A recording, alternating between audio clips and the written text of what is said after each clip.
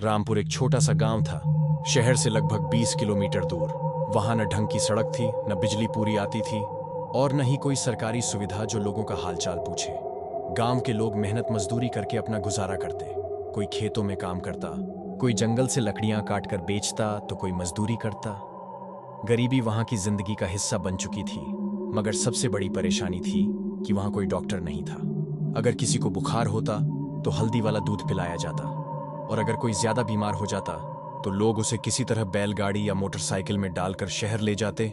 कई बार तो इलाज मिलने से पहले ही लोग रास्ते में दम तोड़ देते थे। ऐसे में लोगों का विश्वास टूट चुका था।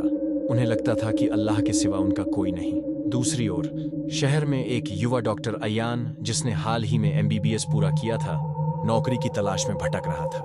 न सरकारी नौकरी मिल रही थी, न प्राइवेट हॉस्पिटल में जगह। एक दिन उसने सोचा, क्यों ना वहां जाऊं जहां सच में किसी डॉक्टर की जरूरत हो।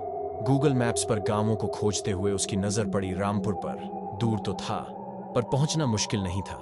अगले ही दिन अयान अपनी पुरानी मोटरसाइकिल पर सामान लेकर निकल पड़ा। गांव में दाखिल होते ही लोग उसे देखकर चौंक गए। सफेद कोट में लंबा लड़का, एक बुजुर्ग ने पूछा, मो बेटा तुम कौन हो? अयान ने मुस्कुराकर जवाब दिया, न मैं डॉक्टर हूं, सोचा आपकी थोड़ी मदद कर दूं। लोगों की आंखों में उम्मीद की चमक लौट आई। गांव के प्रधान ने एक पुरानी खाली पड़ी पाठशाला की बिल्डिंग अयान को क्लिनिक के लिए दे दी। सब मिलकर सफाई करने लगे। शहर से कुछ दवाइयां और सामान मंगवाया गया। पहले ही दिन 10 मरीज आए। कोई बुखार में तप रहा था, किसी को पेट की शिकायत, किसी के घाव। अयान ने सबका सब्र और प्यार से इलाज किया।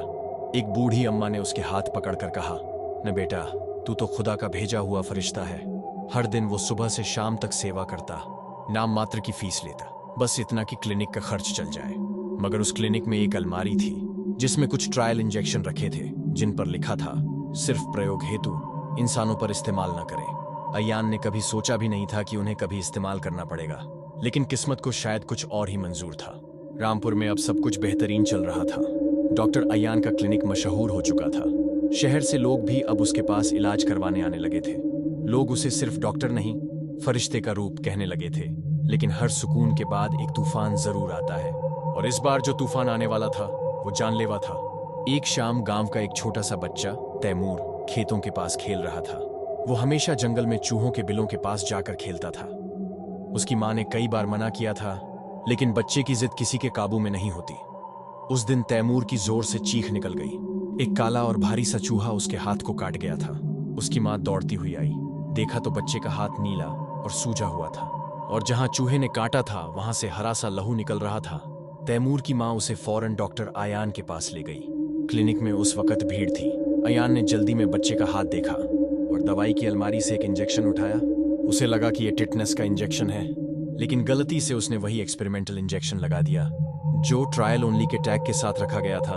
उस वक्त अयान को कुछ महसूस नहीं हुआ। इंजेक्शन के बाद बच्चा शांत हो गया।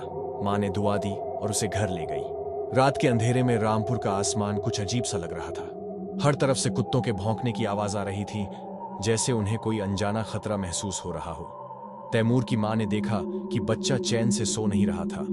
उसका बदन गर्म था, आंखें लाल थीं और वो अजीब सी आवाजें निकाल रहा था। अचानक तैमूर ने अपनी मां की उंगली काट ली, इतनी जोर से कि खून छूट गया।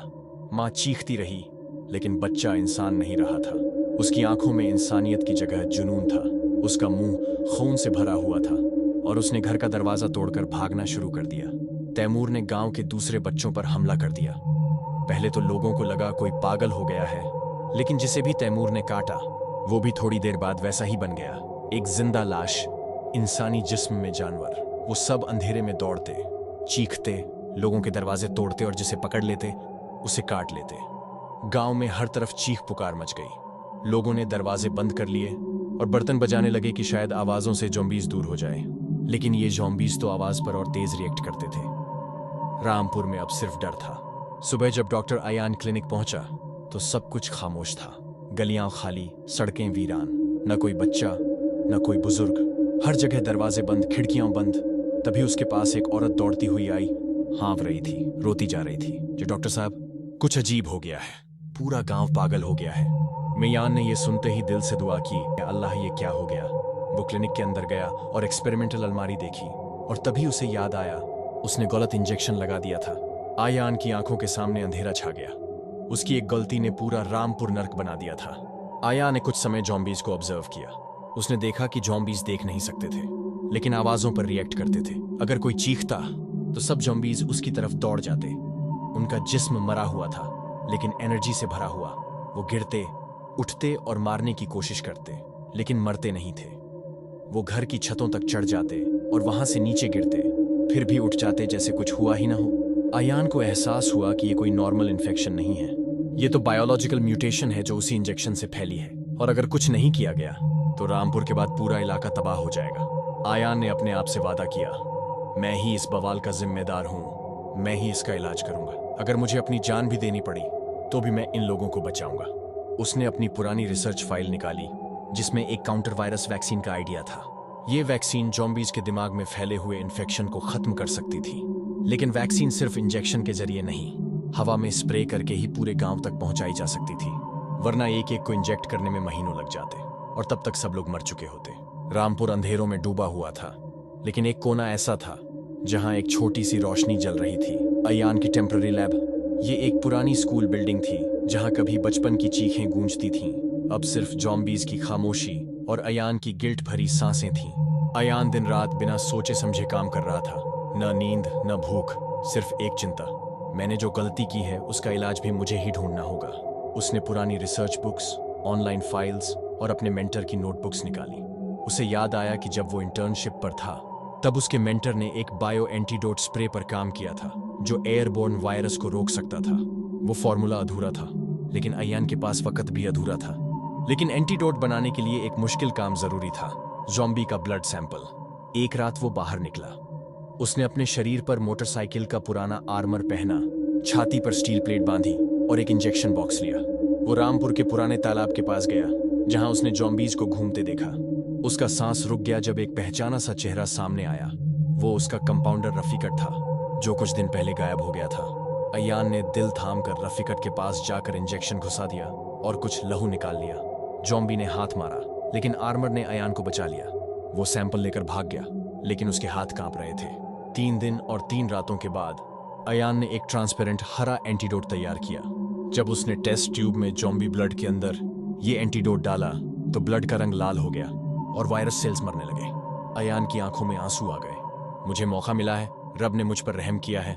उसने तुरंत एक स्प्रे मशीन बनाई, एक पुराने स्कूल के वाटर टैंक का इस्तेमाल किया जिसमें एंटीडोट डाला जा सके। प्लान था स्कूल की छत से स्प्रे छोड़ा जाए ताकि पूरा रामपुर उसके दायरे में आ जाए।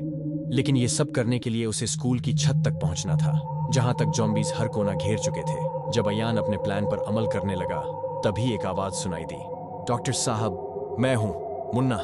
मुन्ना एक 18 साल का लड़का जो कभी उसके क्लिनिक में सफाई का काम करता था, स्कूल के अंदर छुपा हुआ था। उसने कुछ दिन से खुद को बंद कर लिया था।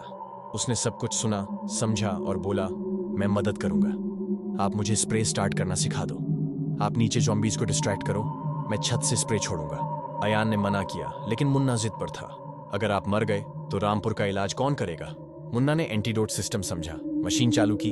अयान नीचे गया और जॉम्बीज को डिस्ट्रैक्ट करने लगा। जब मुन्ना ने स्प्रे छोड़ा तो रामपुर के आसमान से हरी धुंध गिरने लगी। हर घर, हर गली, हर पेड़ और हर जॉम्बी पर यह स्प्रे जा रहा था। जॉम्बीज रुकने लगे, कुछ चीखने लगे, कुछ गिरकर हिलना बंद हो गए। जिंदा लाशें अब बेजान हो रही थीं। अयान ने देखा, जिसे भी वायरस ने पकड़ा था वो या तो मर गया या इंसानी शक्ल में वापस आने लगा। रात भर रामपुर में एक नया सफर शुरू हुआ, मौत से जिंदगी की तरफ। सुबह जब अयान स्कूल की छत पर गया तो मुन्ना वहां बेजान पड़ा था। स्प्रे छोड़ा, लेकिन खुद इन्फेक्शन की वजह से बच न सका। अयान ने उसे गोद में उठाया, आंखों में आंसू लेकर बोला, तूने मुझे डॉक्टर बनाया मुन्ना, रामपुर तुझे कभी नहीं भूलेगा। अगर आपको आज की हमारी कहानी पसंद आई तो इसे लाइक कीजिए और अपने प्यारों के साथ शेयर कीजिए। और हाँ, अगर आपने अभी तक हमारा चैनल सब्सक्राइब नहीं किया तो जरूर कीजिए। मिलते हैं कल एक नई और दिलचस्प कहानी के साथ।